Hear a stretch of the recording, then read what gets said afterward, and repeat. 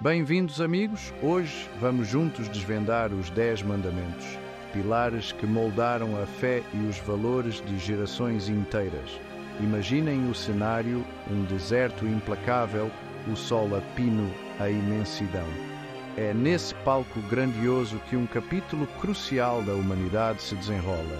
Esses mandamentos, entregues a Moisés após a fuga milagrosa do Egito, o Êxodo, representam um marco na história. Visualizem a cena, um povo liberto da escravidão, buscando orientação em sua nova vida.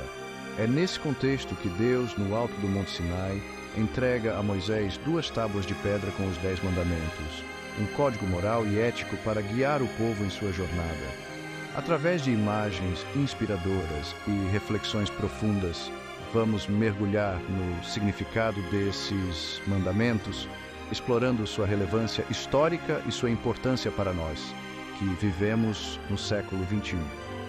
Juntem-se a mim nesta jornada, enquanto desvendamos a sabedoria ancestral contida nos 10 mandamentos.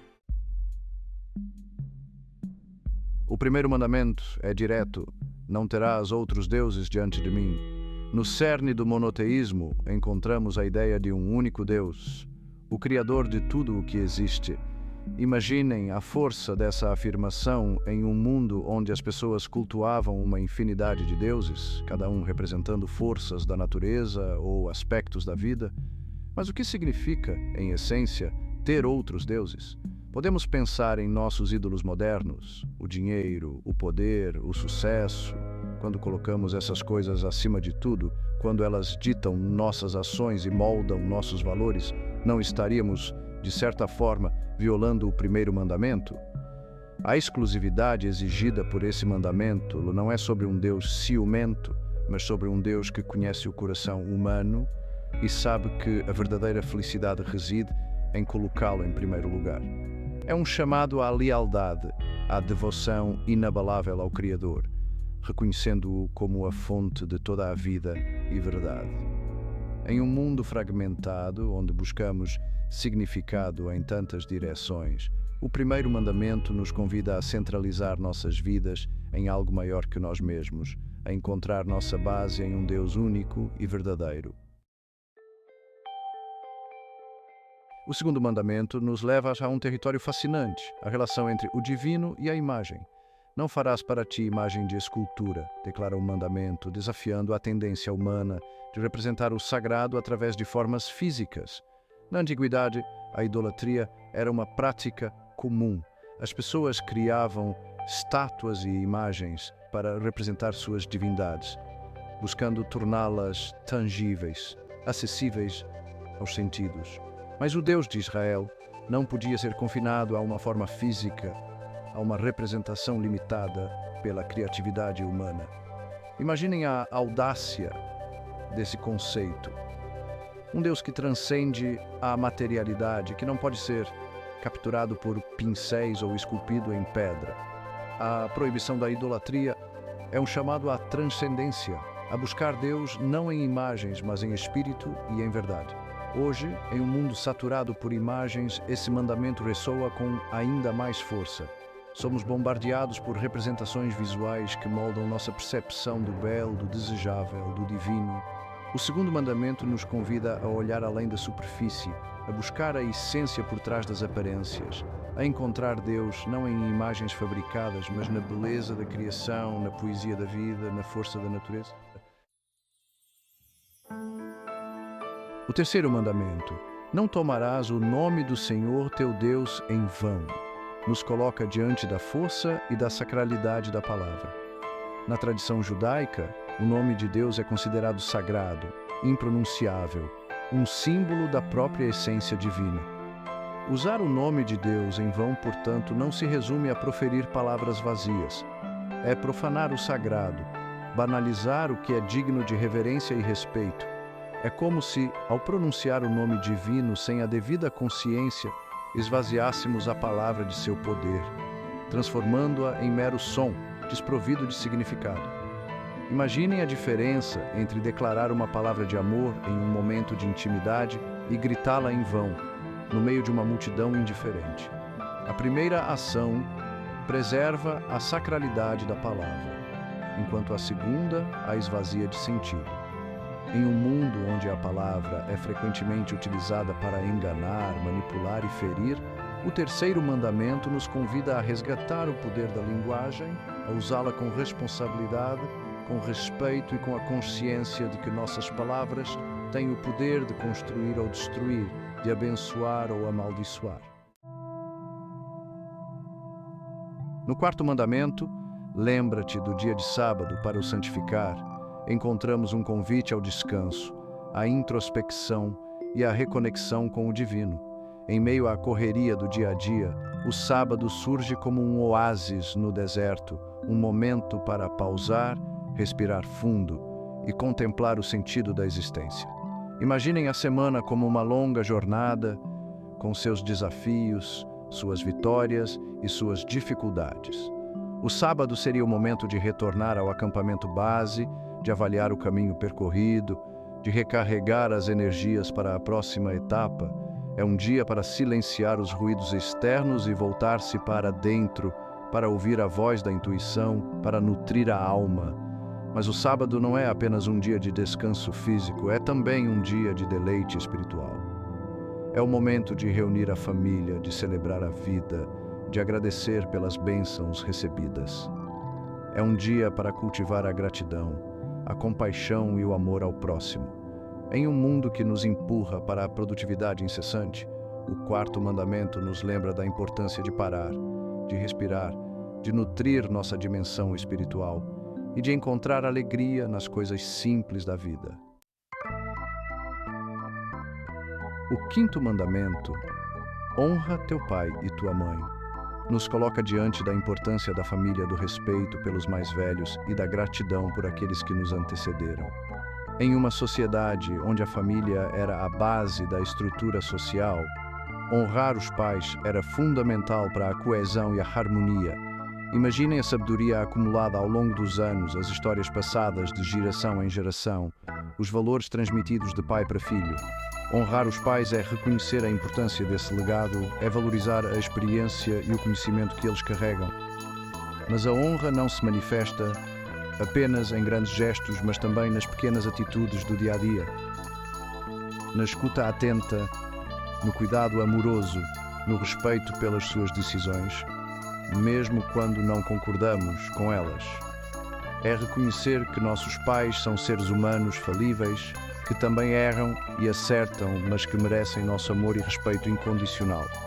Em um mundo individualista, onde os laços familiares muitas vezes se fragilizam, o quinto mandamento nos convida a resgatar a importância da família, a cultivar o respeito pelos mais velhos e a reconhecer que a vida é uma corrente que nos une através das gerações.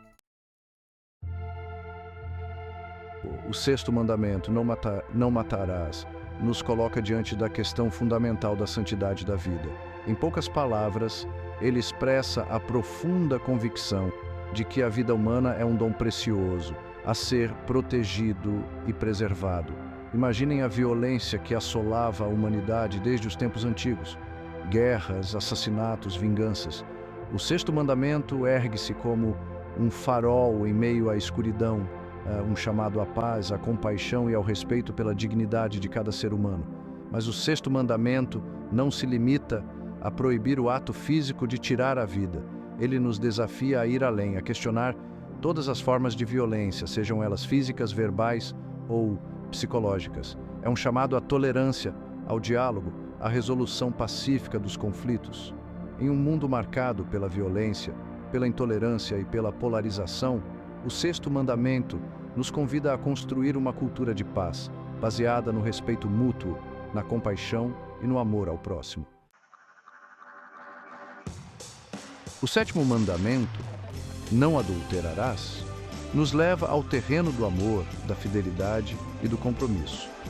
No contexto em que foi escrito, o adultério era visto como uma ofensa grave, uma violação da aliança matrimonial e uma ameaça à ordem social.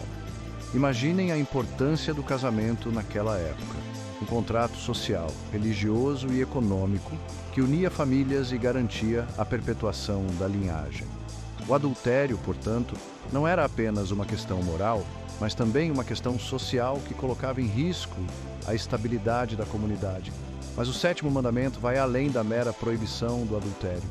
Ele nos convida a refletir sobre a importância da fidelidade, do respeito mútuo e da construção de relacionamentos baseados na confiança, na honestidade e no amor verdadeiro.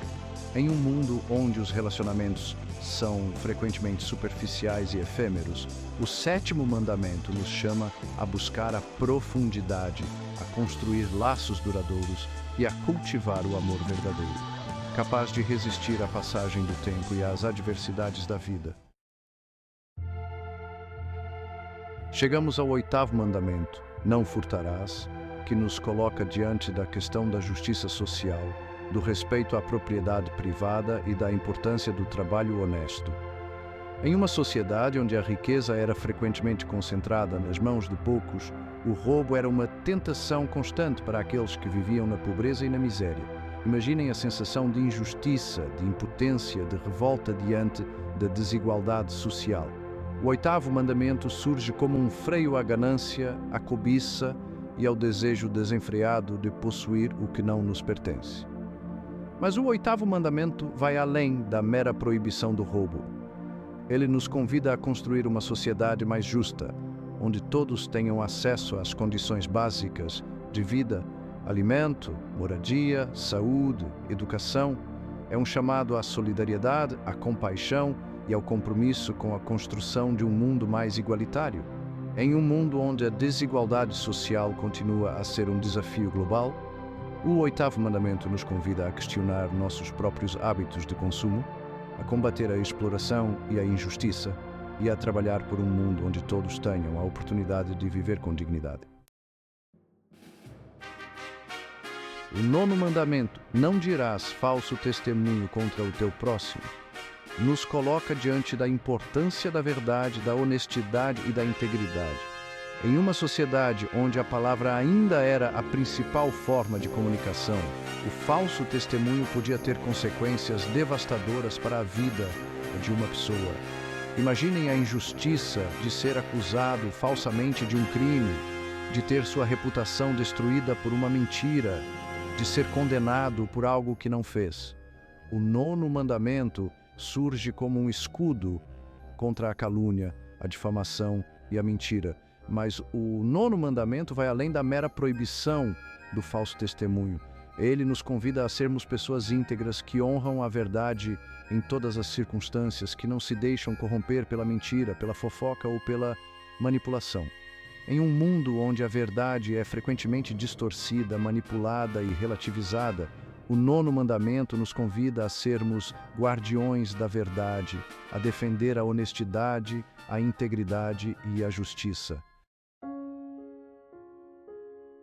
E chegamos ao décimo mandamento, não cobiçarás, que nos leva ao âmago das nossas motivações, dos desejos secretos que habitam o nosso coração. Diferente dos mandamentos anteriores, que tratam de ações concretas, este último mandamento lida com os nossos pensamentos, com as nossas inclinações interiores. Imaginem a força da cobiça, a capacidade que ela tem de nos dominar, de nos cegar para a realidade, de nos levar a cometer atos impensados. A cobiça é como um fogo que consome tudo ao seu redor, um veneno que intoxica a alma. Mas o décimo mandamento não nos condena por termos desejos. Ele nos convida a examiná-los, a questioná-los, a não nos deixarmos dominar por eles. Em um mundo consumista, que nos bombardeia com mensagens que estimulam a cobiça, o décimo mandamento nos convida à sobriedade, ao desapego, à gratidão pelo que temos. Meus amigos, os 10 mandamentos não são apenas regras antigas, mas princípios atemporais que continuam a guiar e inspirar milhões de pessoas ao redor do mundo. Eles representam um código moral e ético que transcende as culturas, as religiões e as épocas. Ao longo desta jornada, exploramos o significado profundo de cada mandamento, buscando compreender sua relevância para nós, que vivemos no século XXI. Vimos como esses princípios nos desafiam a sermos pessoas melhores, a construirmos um mundo mais justo, compassivo e harmonioso. Obrigado por me acompanharem nesta jornada. Não se esqueçam de deixar seu like e se inscrever no canal para mais vídeos como este. Que os 10 mandamentos continuem a nos inspirar na busca por uma vida mais plena e significativa.